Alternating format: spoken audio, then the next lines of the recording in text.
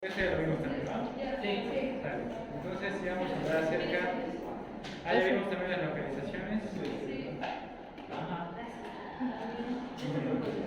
Aquí. Ya, yo estoy grabando. Sí, nos quedamos en cuáles eran las derivaciones del plano frontal y cuáles las del horizontal. ¿Vale? Muy bien. Bueno, antes de comenzar, recuerden todos sus datos. ¿Sale? Su cubrebocas, porque si pasan a hacer inspección, a los que no los tengan los van a sacar. ¿Vale? Bueno, entonces. Hoy vamos a hablar acerca de lo que son las derivaciones del electrocardiograma. Habíamos dicho ayer que una derivación representa una diferencia de potencial, ¿sale? O una diferencia de carga entre dos sitios. Ayer decíamos que tenemos como tal dos tipos de electrodos, los que se colocan en las extremidades y los que se colocan a nivel precordial, ¿sale? Los electrodos precordiales nos van a permitir obtener las derivaciones precordiales, que tienen prácticamente el mismo nombre que la posición donde se localizan los electrodos. Mientras que los electrodos que van en las extremidades nos van a permitir obtener las derivaciones monopolares, ¿vale? Entonces vamos a poner aquí esa observación. Los electrodos de las extremidades y los electrodos precordiales, ¿vale? Ahora bien, decíamos ayer que las derivaciones precordiales también se llaman del plano horizontal y las derivaciones, en el caso de las que se obtienen con las extremidades, forman parte de aquellas que están en el plano frontal, ¿sí? Dijimos ayer que el hecho de que sean derivaciones del plano horizontal tiene que ver con la forma en la que observan el corazón. Creo que ayer les puse un dibujo, ¿no?, de un corte horizontal donde veíamos al corazón y cómo las derivaciones que se obtienen con los electrodos precordiales veían al corazón desde diferentes sitios. Veíamos algo así. Es un corte sobre el plano horizontal a nivel torácico. Aquí teníamos al corazón y decíamos que los electrodos precordiales que se colocan aquí, los 6, iban a ver al corazón desde diferentes sitios, ¿sale? Como si fueran fotógrafos que observan a una misma persona desde diferentes posiciones, ¿sale? En cambio, en las derivaciones del plano frontal, lo que íbamos a tener era al corazón visto sobre un plano frontal o coronal, y las derivaciones que se obtienen en ese plano lo iban a ver desde la extremidad superior izquierda, desde la extremidad superior derecha y desde la extremidad inferior izquierda, ¿sale? Decíamos que era verlo desde esta manera, desde esta otra y desde abajo, ¿sale? Mientras que las precordiales lo ven así, hacia atrás, ¿ok? Muy bien. ¿Alguna duda con respecto a esos términos? ¿No? Bueno, vamos a empezar ahora sí a comentar de lleno lo más importante sobre las derivaciones.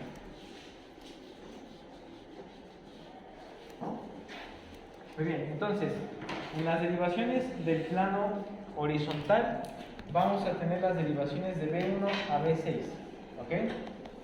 Mientras que en las derivaciones del plano frontal tenemos de dos tipos, las monopolares y también tenemos las bipolares.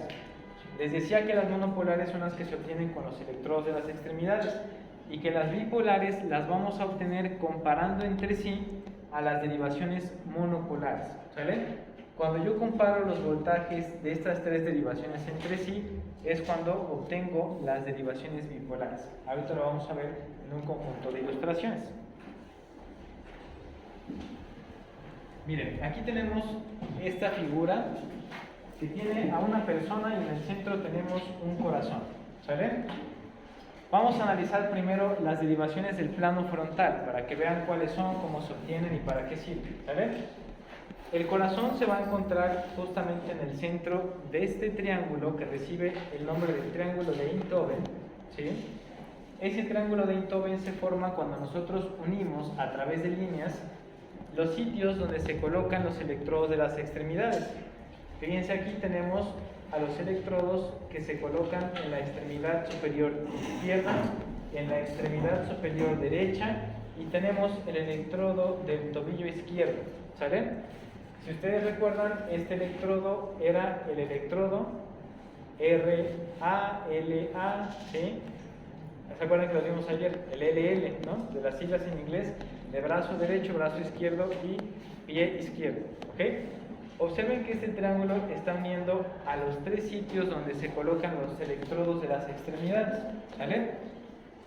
En esos electrodos de las extremidades, en ese mismo triángulo, nosotros vamos a obtener lo siguiente. Fíjense bien. Voy a tener aquí el electrodo del brazo izquierdo, del brazo derecho y del pie izquierdo. Si se dieron cuenta, de esta imagen solo me quedé con el triángulo y lo traspolé para acá, ¿sale? Esos tres electrodos me van a dar las tres derivaciones monopolares del plano frontal. ¿Se acuerdan cuáles eran? Las que vimos un ladito eran ABR, ABL y ABF, ¿sale? Esas son las tres monopolares del plano frontal. Aquí donde tenemos el electrodo en el brazo izquierdo, vamos a obtener la derivación ABL, ¿sale?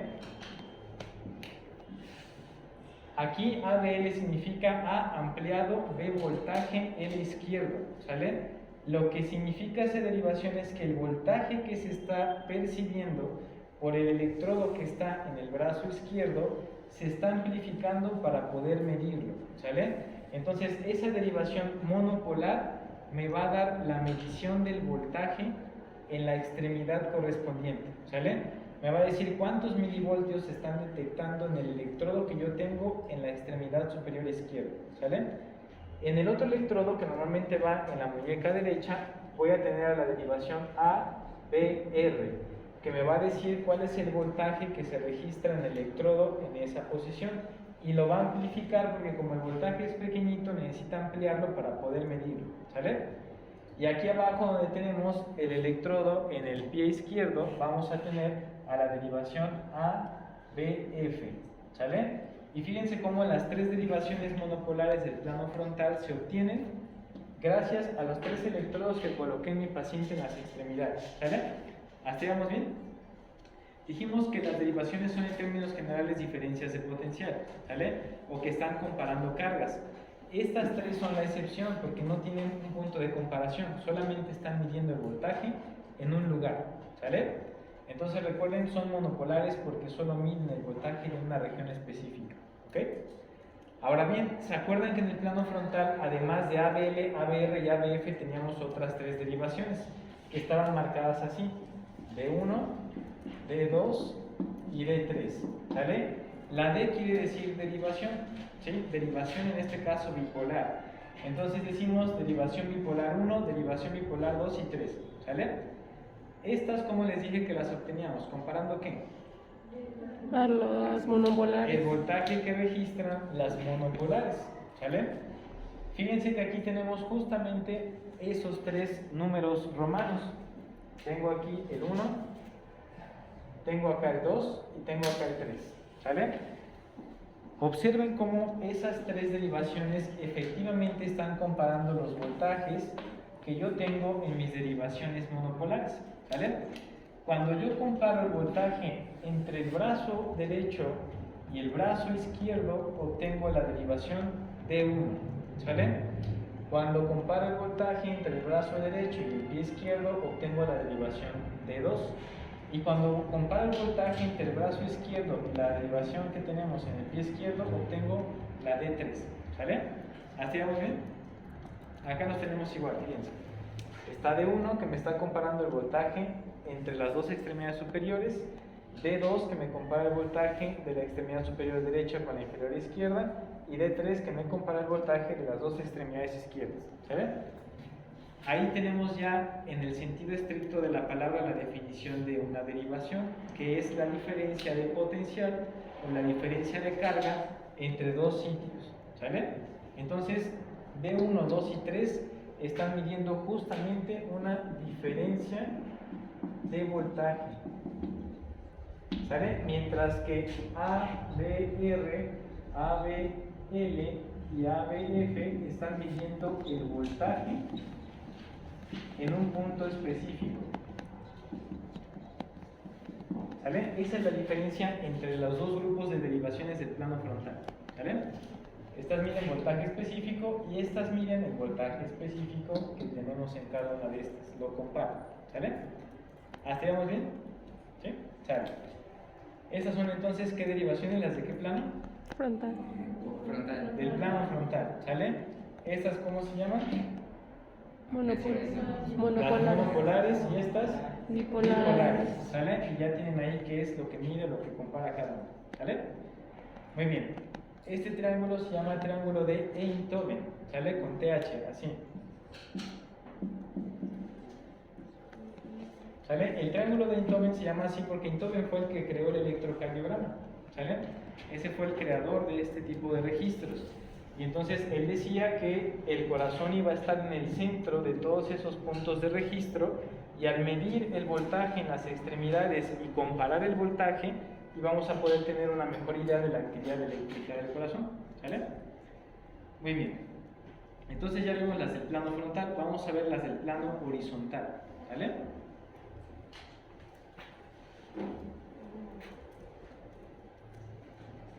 Bueno, antes de eso, vamos a hablar de un sistema que les va a ayudar mucho a entender el electro, que se llama el sistema triaxial, ¿sale? Vean, con este triángulo vamos a componer un conjunto de líneas que nos van a ayudar a interpretar la actividad eléctrica del corazón. Ya se dieron cuenta que aquí aparecieron unas flechas. Esas flechas me van a indicar que voy a mover la línea de cada derivación hacia el centro, ¿sale? Fíjense bien. Si yo tengo el triángulo primeramente en esta posición y aquí está D1, D2 y D3, cuando yo muevo hacia el centro las tres líneas de las derivaciones me va a quedar algo así. Fíjense, vamos a ponerlo aquí abajo. Voy a tener D1, la voy a mover hacia abajo. ¿Ya vieron? Entonces esta línea yo la movería hacia abajo con respecto al triángulo. D2 y 3 las voy a mover también al centro y me quedaría algo así. ¿Sale? Entonces fíjense cómo las tres líneas de las tres derivaciones están cruzando en un punto central, ¿sí? Eso se llama sistema triaxial, ¿sale? Cuando yo junto las tres derivaciones bipolares en el centro, ¿sale?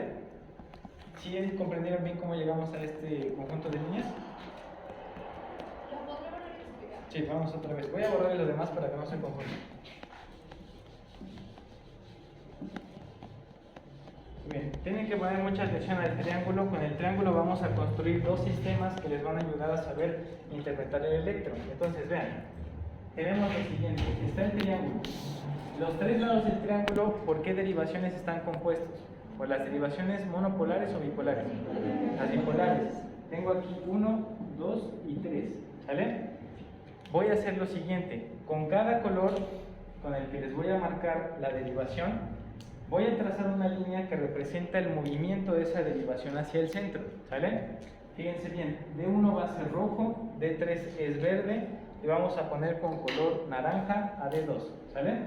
Entonces fíjense lo que va a pasar. Para construir este sistema que les puse acá, que son esas tres líneas entrecruzadas, así, donde esta es D1, D2 y D3, lo único que hicimos fue lo siguiente, fíjense, D1 la moví hacia el centro, ¿sale? Si yo muevo la línea hacia el centro, me va a quedar ahora así. ¿Ya se dieron cuenta? ¿Sí? Vamos a mover ahora D2 hacia el centro. Si yo muevo D2 hacia el centro, ¿cómo me va a quedar? Me va a quedar así, ¿sale? Y si yo ahora muevo D3 hacia el centro, ¿sí? D3 va a quedar aquí, ¿sale? Entonces vean que lo único que hice fue movilizar las tres líneas hacia el centro del triángulo, ¿sí?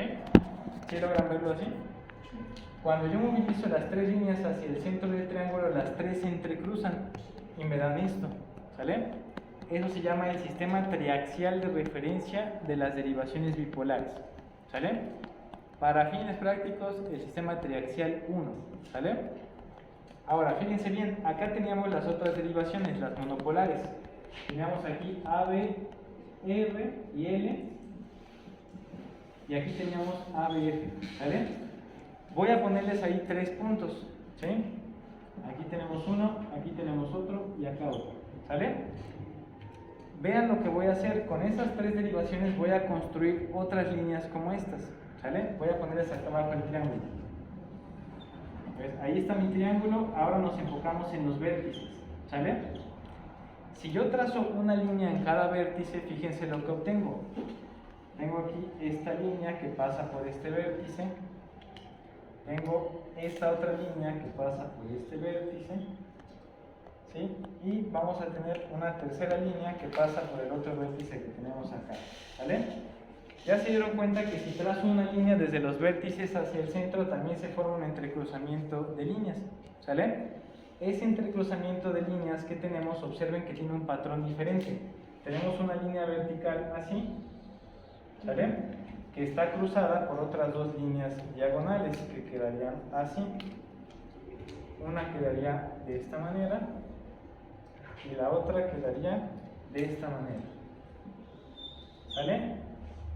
Ya vieron que este es correspondiente con este.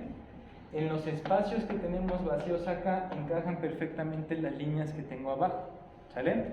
Entonces ahora les voy a poner ahí las letras de cada derivación. Esta sería ABL, ¿sale? Que será la que tenemos aquí.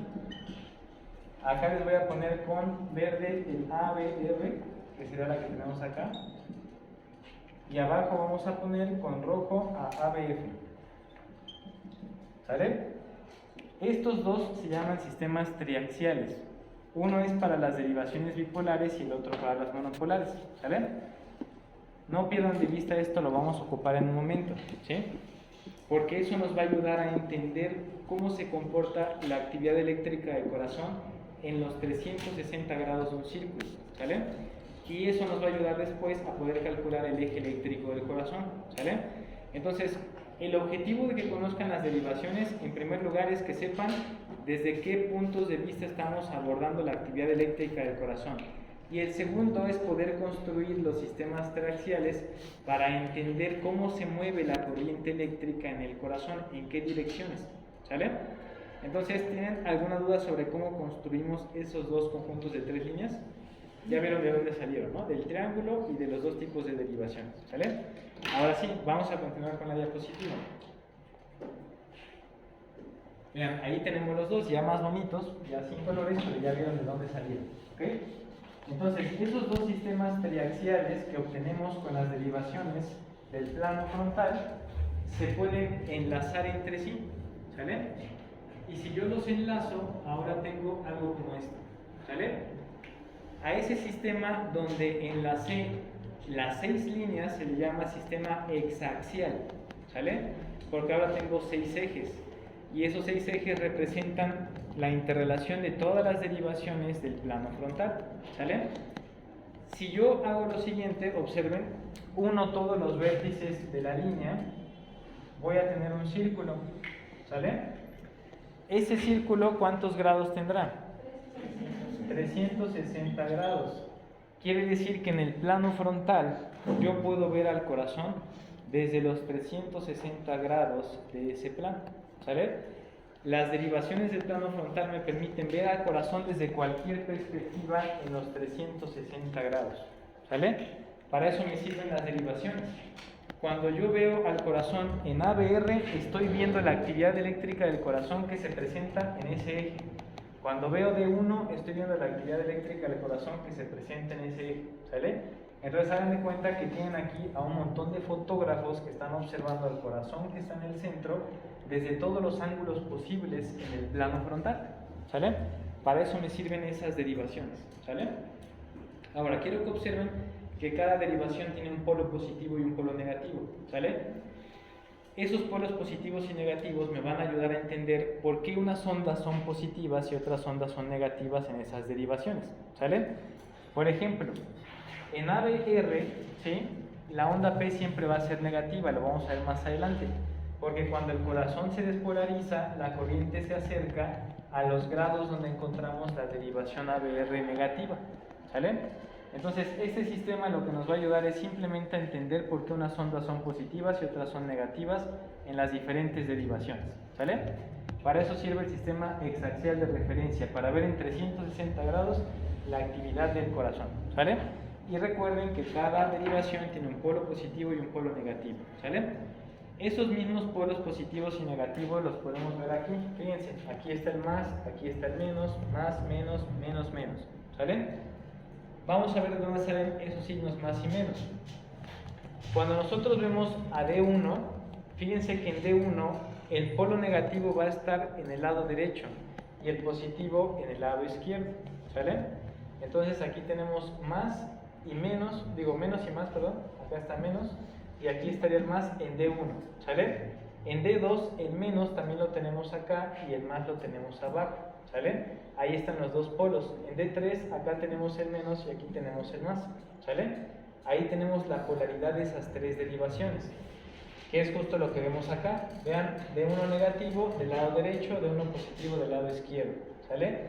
D2 negativo arriba, D2 positivo abajo. D3 negativo arriba, D3 positivo abajo, ¿sale? De ahí vemos los signos de las tres derivaciones bipolares. Y observen que en las otras, normalmente ABR va a ser positivo arriba, ¿sí? En este punto, y va a ser negativo abajo. ABF va a ser negativo arriba y positivo abajo, y ABL positivo arriba y negativo abajo. Eso necesitan conocerlo también para lo que vamos a ver más adelante. ¿Dónde es positivo y dónde es negativo cada polo de las derivaciones del plano frontal? ¿Sale? ¿Hasta aquí alguna duda con respecto a esto?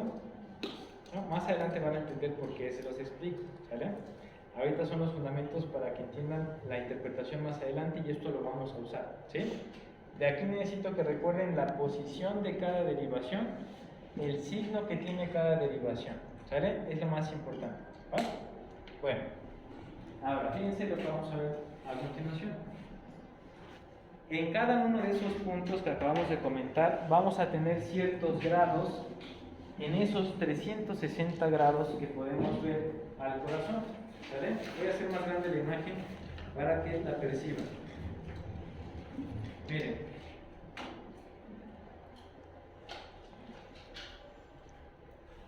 fíjense, ahí tenemos el sistema exaxial de referencia, pero ahora con grados. ¿Se acuerdan que dijimos que cada derivación nos iba a permitir ver en los 360 grados al corazón? ¿Sale? Entonces, cada derivación se va a encontrar en un conjunto de grados dentro de los 360. Eso también es importante que lo recuerden, ¿sale? Por ejemplo, vean, D1 va de los 0 a los menos 180 grados, ¿sí? De ahí D2 va de los menos 120 a los más 60, ¿sí? D3 va de los menos 60 a los más 120 y así sucesivamente. Deben saber también qué grado tenemos junto con la polaridad y la posición de cada derivación. Eso lo vamos a usar cuando aprendan a calcular el eje eléctrico del corazón, ¿sí? Vamos a saber en qué grado se encuentra el eje de activación eléctrica de todo el corazón ocupando este sistema de 360 grados, ¿vale? Entonces ya vimos cómo se construyó a partir de las derivaciones, ya vimos de dónde salen las cargas y aquí los grados representan los 360 grados de un círculo, ¿sale? El corazón está en el centro y entonces podemos ver hacia qué grado, hacia qué derivación se mueve la actividad eléctrica del corazón, ¿sale? ¿Hasta aquí alguna duda? ¿No? Por ejemplo, esta flecha que tenemos aquí, ¿sale? Está representando el eje de toda la activación del corazón. El eje eléctrico normalmente está entre 0 y 90 grados, eso es lo normal, ¿sale? Entonces fíjense cómo aquí la flecha cae entre 0 y 90 y si yo veo, cuando veamos más adelante el cálculo del eje, que el eje me cae entre estos grados, el corazón tiene un buen eje eléctrico, ¿sale? Para eso sirve este sistema exaxial. Muy bien. Y aquí vamos a ver la siguiente imagen. ¿Y se puede pasar del eje de más 90? Sí, se puede pasar en más de 90 o a menos de 0, ¿sale? ¿Y eso qué significa? Ahí hablamos de una desviación del eje a la derecha o a la izquierda. Por ejemplo, cuando hay una hipertrofia ventricular del ventrículo izquierdo, ¿sí? El eje tiende a desviarse hacia la izquierda. Cuando hay hipertrofia del ventrículo derecho se desvía hacia la derecha, ¿sale? Entonces desviaciones en el eje nos hablan de que hay crecimiento de cavidades, ¿sale? Y ya cuando nosotros sabemos hacia qué grado se va, pues ya podemos intuir qué alteración presenta el paciente, ¿sale? Para eso nos sirve el sistema de ejes, ¿ok? Ahora, también hay unas leyes básicas del electrocardiograma ocupando este sistema. Cuando tenemos una onda de despolarización del corazón que se acerca en una derivación a su polo positivo, esa onda la vamos a ver en esa derivación como una deflexión positiva, ¿sale?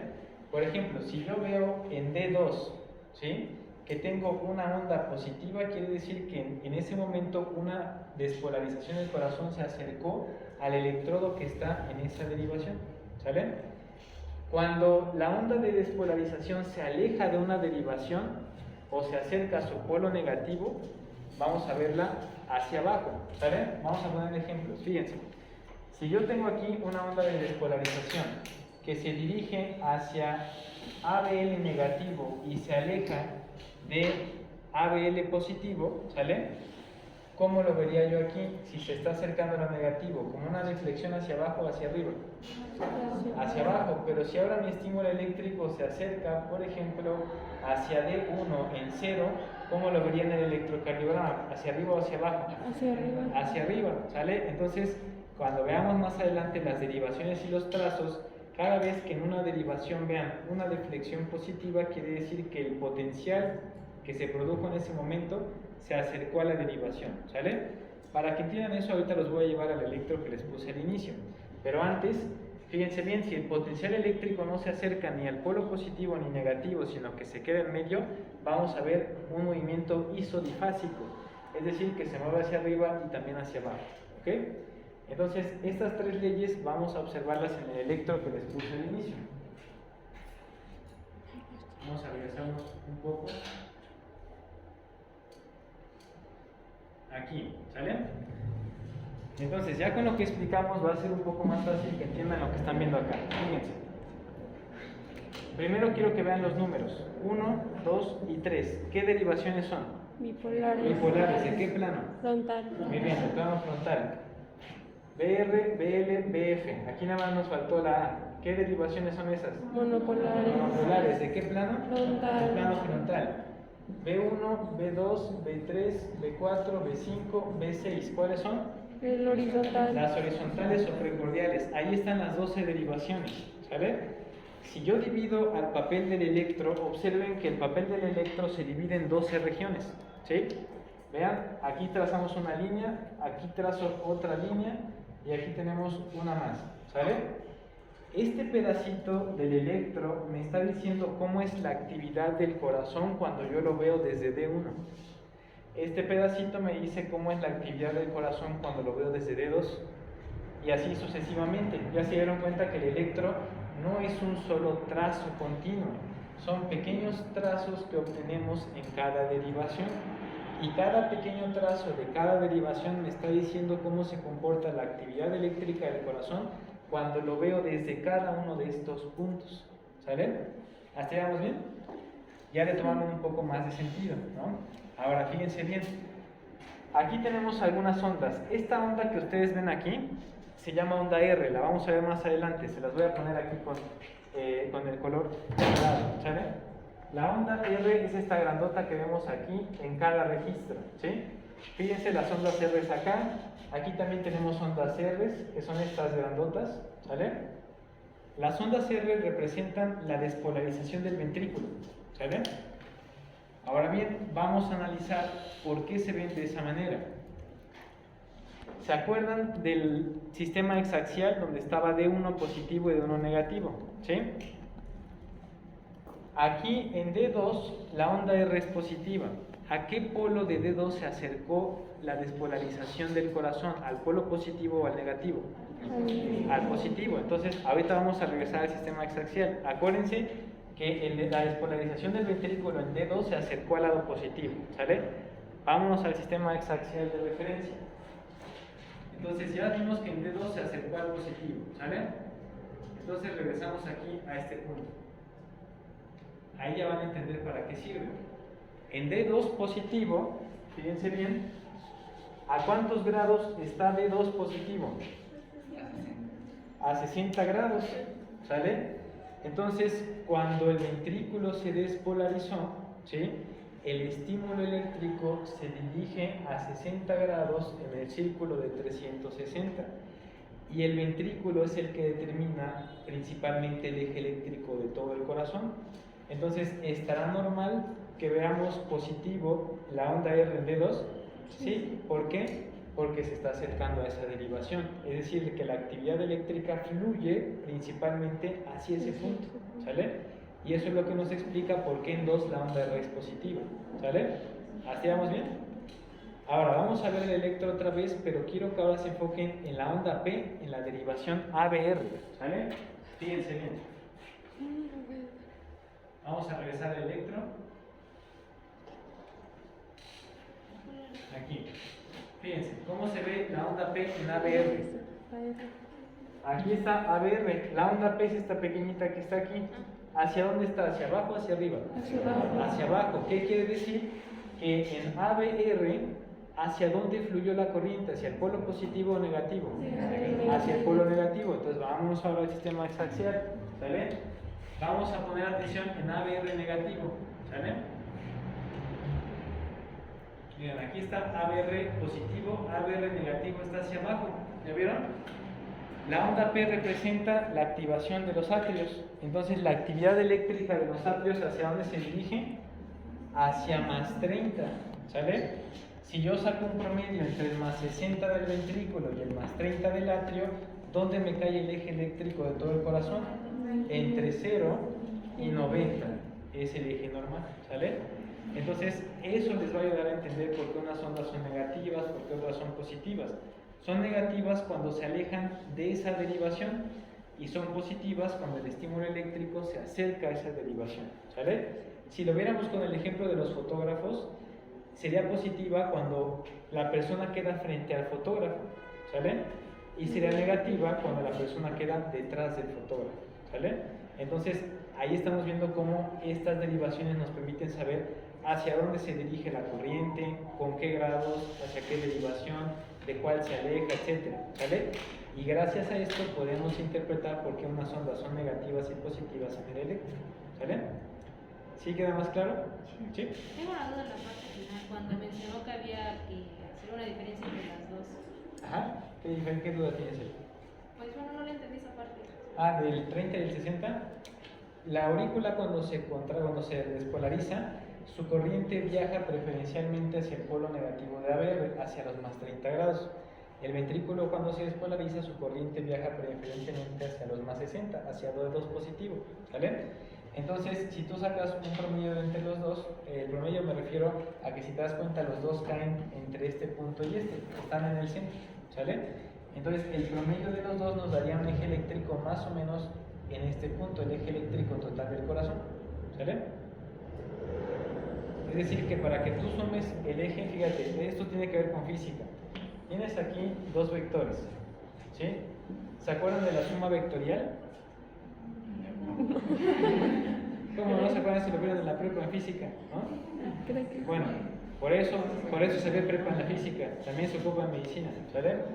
Tenemos dos vectores. Un vector representa una fuerza que tiene una magnitud y tiene un sentido, ¿sale? Un vector representa la fuerza de activación eléctrica de los atrios y otra la de los ventrículos. Si yo sumo los dos vectores, me va a dar como resultado un vector resultante que normalmente se encuentra en medio de los dos, ¿sale? Entonces, a eso se refiere. Aquí tenemos un vector que representa la activación del atrio, un vector que representa la activación del ventrículo. Si sumo los dos vectores, obtengo uno común, que es el de la activación total del corazón, y ese normalmente se va a encontrar entre estos dos puntos, ¿sale? ¿Sí quedamos claro? Ok, bueno, repasen vectores, les va a hacer falta, ¿sale? Bueno, entonces, después de toda esta faramaya que hemos hablado, espero que ya le encuentren un poco más de sentido al sistema axial. Ya vieron para qué sirve, ¿no? Porque si lo vemos así aislado es un poco más difícil de comprender su utilidad, ¿sale? También ya vieron por qué las ondas son positivas o negativas, depende de si se acercan o se alejan a una derivación, ¿sale? Muy bien. Ahora, lo que vamos a ver a continuación es esta imagen que ya les había hecho. Vamos a hablar de las derivaciones precordiales. Esas son más sencillas. Fíjense que están viendo al corazón de frente en el plano horizontal, ¿sale? Y aquí lo que va a pasar es lo siguiente. Vamos a tener también dos polos en las derivaciones precordiales. De esta manera. Fíjense, ahí estamos viendo B1, B2, B3, B4, B5 y B6. Si colocamos también un círculo de 360 grados, cada derivación precordial tiene un polo positivo y un polo negativo. Lo mismo va a pasar en el electro. Si la despolarización del ventrículo se acerca hacia las derivaciones precordiales, ¿cómo se vería la onda en el electro? ¿Positiva o negativa? Positiva. Y si la despolarización se aleja del polo positivo y va hacia el negativo, ¿cómo se vería en las derivaciones precordiales? Se vería negativo. Entonces, si regresáramos al electro hace un rato, ¿se acuerdan que la onda R era positiva en las precordiales? ¿Qué quiere decir? que la despolarización del ventrículo normalmente se va a acercar siempre hacia los electrodos que están en la superficie, ¿sale? Eso es lo que nos quiere decir. La actividad eléctrica se acerca hacia los electrodos en vez de alejarse. Por eso las ondas se ven positivas, ¿sale? Pero también hay ondas como la onda S que se ve negativa en las derivaciones precordiales.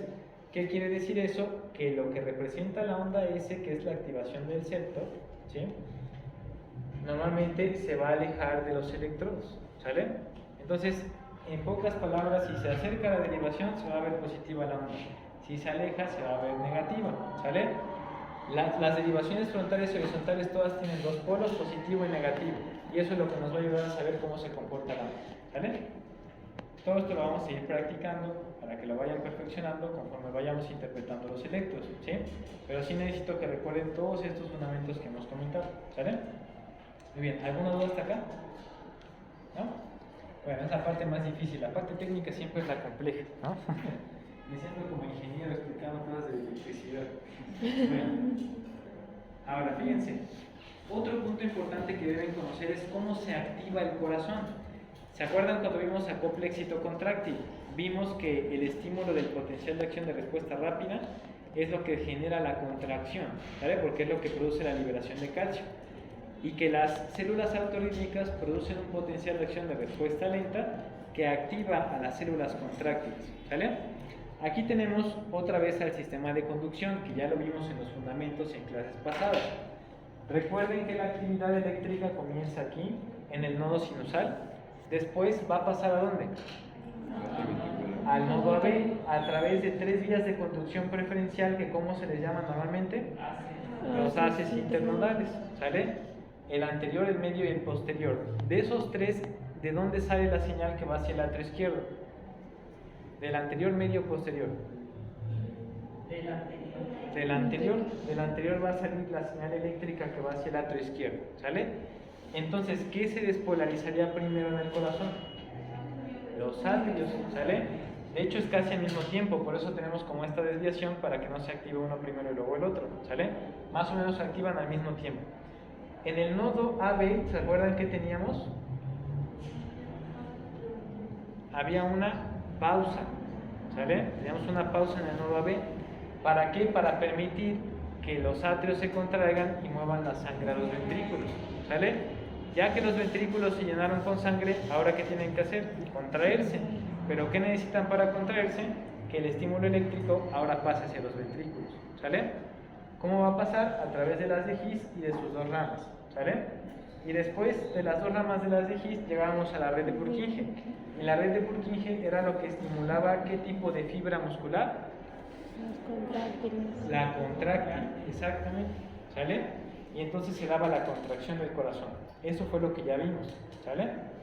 Ahora bien, observen las siguientes dos imágenes. Normalmente vamos a ver que la despolarización del músculo del corazón ocurre desde el endocardio hacia el epicardio, ¿sale? Es decir, si ponemos este corte del corazón, cuando la red de Purkinje estimula a las células contráctiles, las va a estimular desde la parte más profunda del miocardio hacia la parte más superficial. De esa manera se van a activar las células contráctiles del ventrículo, ¿sale? Desde el endocardio hacia el epicardio, ¿sale? Y cuando se va a repolarizar, ¿cómo esperarían que se repolarizara? Si lo primero que se despolarizó fue la parte profunda y lo final fue lo último que se despolarizó, ¿qué esperarían ustedes que se repolarizara primero? ¿El miocardio cerca del endocardio o cerca del epicardio? Cerca del epicardio. ¿Cerca del? Epicardio. ¿Por qué cerca del epicardio? Endocardio, ¿no? Fíjense, si la activación fue del endo hacia el epi, ¿qué se va a repolarizar primero? ¿El endo o el epi? Endo. Lo ideal sería que se repolarizara primero lo que primero se despolarizó, ¿no? Pero entonces, ¿por qué tenemos la repolarización del epicardio hacia el endocardio? Fíjense bien. ¿Por qué se da al revés? No tiene sentido, Porque, ¿no? por ejemplo, si dejamos que primero se repolarizara la parte que inicia, va a generar que tenga la posibilidad de volver a iniciar. Y si todavía no está repolarizada la parte que ejecuta, entonces ahí va a haber como un choque. Entonces primero necesitamos tener repolarizada la parte que se estimuló primero para estar seguros de que cuando llegue ahí ya va a poder ser estimulado. ¿Ok? Es un buen razonamiento, pero no es la causa, ¿sale? Pero está muy bien razonado, Porque ¿sí? se mantiene despolarizado, ¿no? O sea, al momento de que se hiperpolariza lo que es el epicardio, el endocardio sigue despolarizado, y es por eso que no se puede, por así decirlo, volver, ¿cómo dice? Repolarizar. Ok, es un buen razonamiento, pero ¿qué pasa con el epicardio? También sigue despolarizado, ¿no?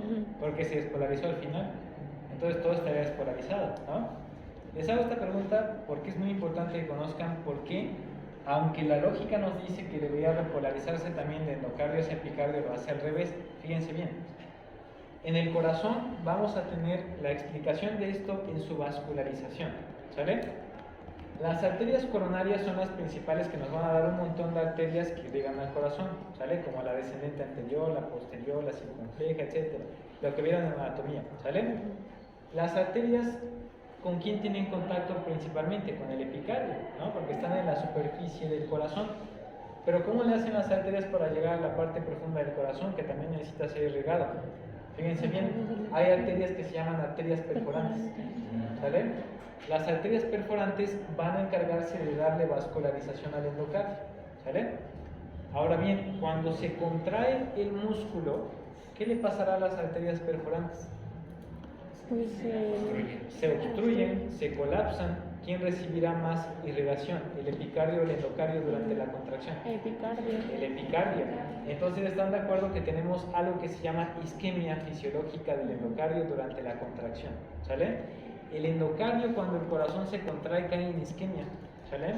Y es una isquemia fisiológica. ¿Por qué? Porque la contracción del miocardio comprime las arterias perforantes y durante la contracción hace que el endocardio no reciba sangre, ¿sale? Entonces, como el endocardio no recibe sangre durante la contracción, cae en un estado leve de acidosis, ¿sale? Eso retrasa la repolarización, ¿sale? Y como se retrasa la repolarización por la isquemia fisiológica, ¿qué es lo que termina de despolarizarse y empieza a repolarizarse primero? El epicardio, cuya irrigación se mantuvo intacta, ¿sale?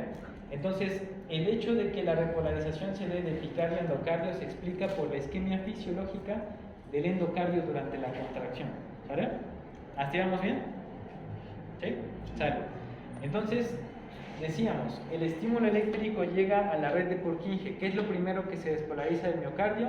Lo que está más cerca del endocardio. Y lo último que se despolariza, lo que está más cerca del epicardio.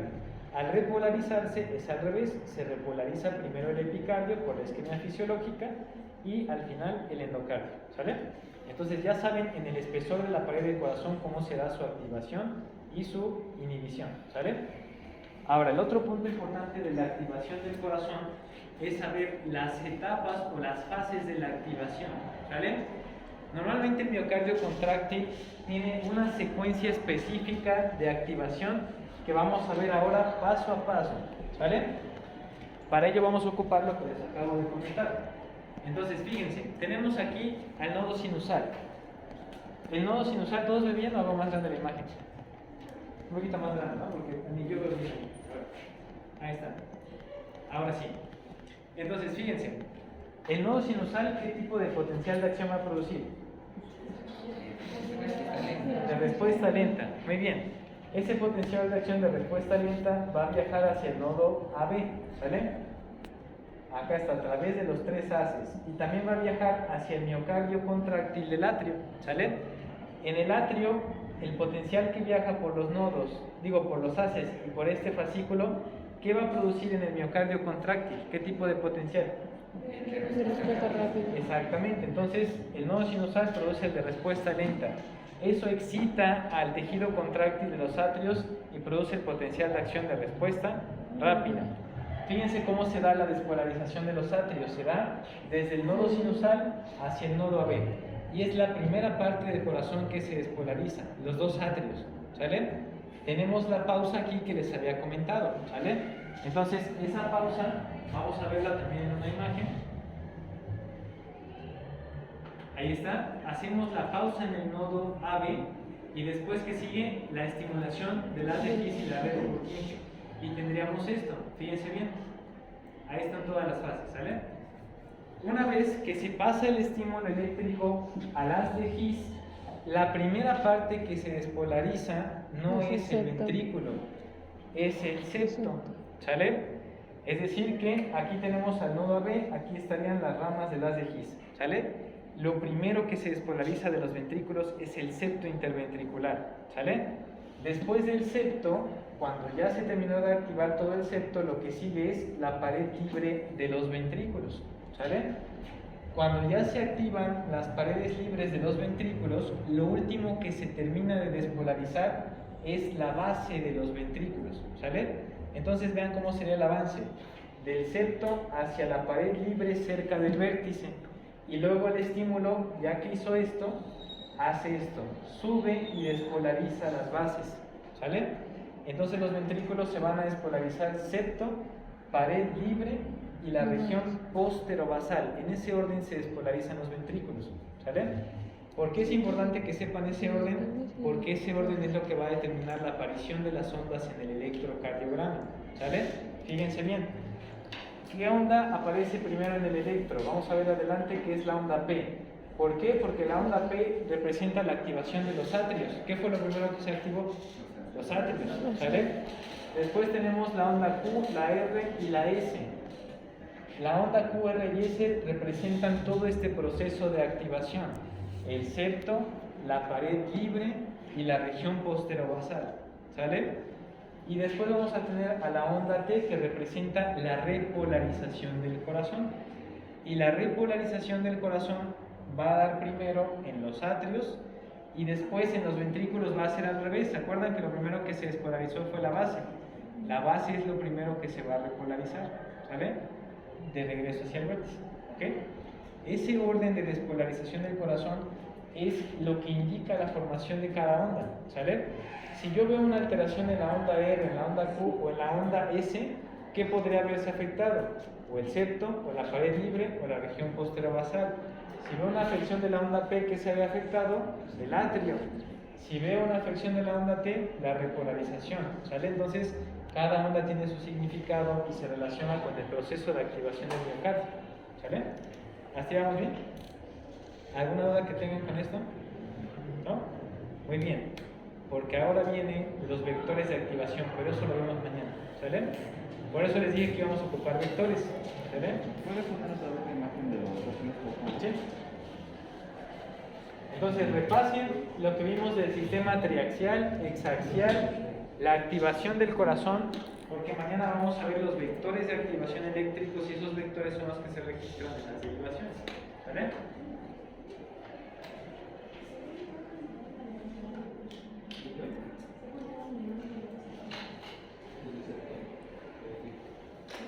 Sí, gracias. Bueno, les adelanto para que vean la imagen. Miren, mañana vamos a ver los vectores. Esta imagen que ven aquí representa el vector de despolarización y hacia dónde se dirige, ¿sale? Dependiendo de la dirección que tenga, nosotros vamos a ver en el sistema hexaxial a qué grado se dirige y con eso vamos a saber hacia qué derivación se dirige principalmente y de qué derivación se aleja.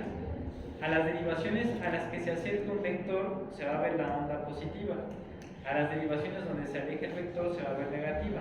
Y eso nos lleva a construir las diferentes ondas del electro ocupando la secuencia de activación del corazón, ¿vale? Bueno, entonces mañana vamos a ver justamente esos vectores, ¿vale? Vayan repasando, si tienen dudas de lo que vimos, me dicen, ¿sale? Mañana la revisamos, ¿ok?